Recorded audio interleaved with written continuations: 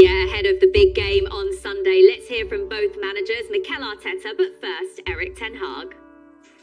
I've seen Arsenal, tough opponent.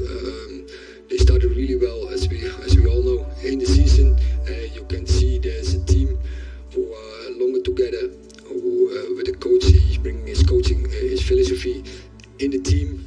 So for us, it's a good test, and I'm really looking forward. When I was younger, watching it on TV and watching that rivalry and those special games between the two teams, obviously playing as a player, winning obviously a beautiful feeling, and a magnificent stadium to go there and be us again as a team. Well, what a way for Arsenal to come into this huge fixture against Manchester United at Old Trafford. Top of the table, 5 wins from 5. They couldn't be in better form, Sam. But is this their biggest test so far? It's a proper test for both of them. It's not in terms of the fixture, it's not the clash of the Titans that it used to be.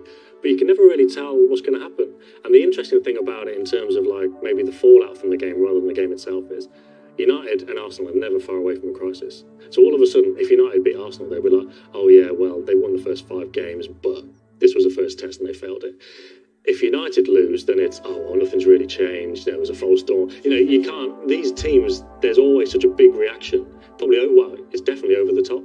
But it is going to be fascinating because it is a big challenge. This is United's toughest game since the Liverpool game. It's Arsenal's toughest game, full stop. We'll see how much United have actually improved in the last couple of weeks, how much Ten Hag's coaching is actually having an effect, and we'll see how serious Arsenal are. So I'm really looking forward to it. Football fans, eh, Karen? I know, yeah, all the stories you've got lined up. Yeah, it is really, you made really good points there. Well, look, which way can you see this game going then, Karen? Because Arsenal have had such a strong start, and Manchester United have turned things around under Erik ten Hag, but they have been narrow wins. So how much can you read into that? I mean, yeah, we watched Manchester United last night, and it was pretty much back to basics, do the simple things really, really well, and it's not really convincing, but it's about results for them, and then they'll build on as the season progresses. For Arsenal, I think for the first, well, this is from last night, the mistake probably opened up from Leicester, and then they just punished them, and it's good to see the youngsters up front really coming into their own now, and the confidence, and it was a good finish from Sancho, but just on the back of Arsenal, I think for them it's the consistency of the players. The first 3 games, he didn't change the team. They've had a couple of injuries now. So I'm quite intrigued, especially in the midfield area. Is Partey fit? Is Ødegaard fit? Is Ramsdale fit in goal? That's the big test for them, that if the few of their key players of the spine of the team are not in, how does that impact the team? There's been a few question marks over a fair few of those Arsenal players coming into the game, hasn't there, Karen? But in terms of the mood at Arsenal, it's so positive. Where has that come from? Has that come from Arteta? Probably the documentary as well, and Ramsdale. I think Ramsdale's got a massive part to play in that. When they went 1-0 down, I mean, they've gone behind in a couple of home games now, but they've come back, and in a real short succession as well. But I think I've never been at the Emirates for a long time where the crowd, despite going behind, get right behind them. So there's been definitely a shift in everything that they do, not just on the men's, on the women's part as well.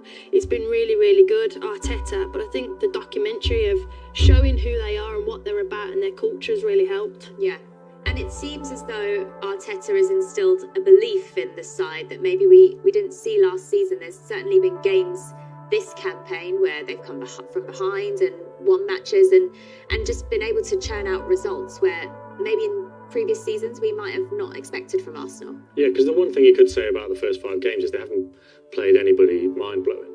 And that's why the United game is an interesting test. But at the same time, Arsenal have played these kind of fixtures in recent years, and they wouldn't have won all 5. Like, no way. So there is something new going on there. It just feels like a bit of a perfect storm at the moment, because I think the Jesus signing was quite exciting.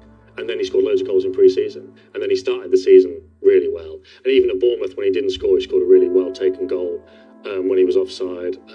Did brilliantly to set up Martinelli, to set up Ødegaard for the first goal. So there's a lot of things there they can get hold of. That Saliba song that they keep singing. Which they stole from Brighton, by the way. Oh, really? Okay. It was Basuma's song. Right, okay. Maybe Tottenham will try it. Probably not. Not bitter. Not bitter at all. But it seemed like it just everything's, everyone's buying into it. Is that the recruitment of character as well, though? Not just player profile? Well, we were talking about the transfers earlier on, and the only thing you could maybe say about City their business is losing really good characters in the dressing room. Zinchenko, Jesus, Fernandinho, who's gone. Sterling. And Sterling as well, but the three I mentioned in particular, if they're not playing, they're still in really good mood. Well, There's still really good people around. They've got this good start to the season. They're all in a good mood. Can they challenge? No. No, they can't compete with City, but the minimum should be top 4, and then the rest is up to them really. But it is interesting when they start to play Thursday, Sunday, and then a couple of injuries, and then see how it goes. That's the big test for them. Well, Manchester United will be in the same situation, won't they? Because they'll be playing on Thursday nights in the Europa League too. But they have invested in this transfer window, signing an £82 million striker from Ajax in Anthony. What can we expect to see from him, and how is Ten Hag going to manage the minutes of him, Rashford and Ronaldo? Well, I think he's already said those type of players will need... You're shaking your head It's now. it's a mess. It's a mess. You think? They needed to get rid of Ronaldo, didn't they? He's not good around the place. And he wanted to go, and they've dug in and kept him. He's not played in the last 3 games when they've won. I don't think Ten Hag particularly wants to play him. Rashford's still massively out of form. Anthony, does he play off the right? And they've got Sancho already. Plays on the right, yeah. So it's an interesting option, but it was kind of what I was saying about Chelsea having 2 great left backs. It's like you've got Sancho, you've got Anthony. It's just a bit. I think they've got good options, but if they don't click, then it's just a bit of a mess again. How can you see it working, Karen? Well, I think Anthony will come in on the right and he'll cut in on the left, and Sancho's better on the left, cutting in on the right. He's not going to blitz past any player with his pace, but he'll come in and link up. Yeah, and I think with the Thursday, Sunday, then they're going to need those players. And credit to Ronaldo, when he did come on last night, I thought he looked really sharp, because in his head he still wants goals. He still probably might want to move in the next window, and he's got the World Cup. So it's just about managing him, and It's not easy. that isn't easy, no, but he has a choice, and he has got that World Cup that he's got to be focused and fit and ready for, so that might go in their favour. And in terms of Manchester United overall, Karen, obviously starting off with 2 fairly embarrassing defeats, 3 wins in a row now for them. Do you feel like that's helped just settle Erik Ten Hag into the club and maybe get some of the fans on side that were unsure? Well, it couldn't have got any worse. No. The first 2 was the worst I think I've ever seen them. But yeah, I think, like I said, they're literally going back to basics. They're not playing great. They're not. I mean, De Gea's now actually going long. They're not playing out from the back. They're not doing things that they're not, particularly strong at. They're just playing and going direct and playing first balls, second balls, and getting the confidence in the final third. Like I said, as the season progresses, they'll get better, but I'm also really impressed with Casemiro. I think he'll start against Arsenal, and I think he'll make a massive impact. Okay, let's